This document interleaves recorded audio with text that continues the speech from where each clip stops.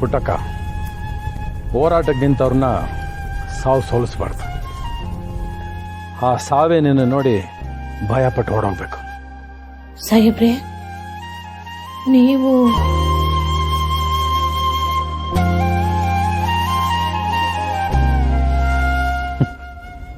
ನಿನ್ನೊಳಗೆ ಬೆಂಕಿ ಇರೋವಾಗ ಇದೆಲ್ಲ ಯಾಕೆ?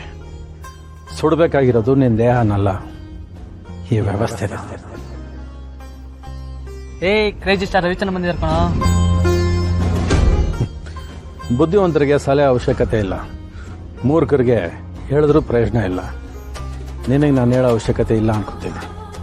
ಸಾಹೇಬ್ರೆ, ನ್ಯಾಯ ಅನ್ನೋದು ನಮ್ಮ ಕೈಗೆ ಸಿಗದೆ ಇರೋ ನಕ್ಷತ್ರ ಆಗ್ಬಿಟ್ಟದೆ. ಬದುಕಿದ್ದು ಏನ್ ಪ್ರಯೋಜನ?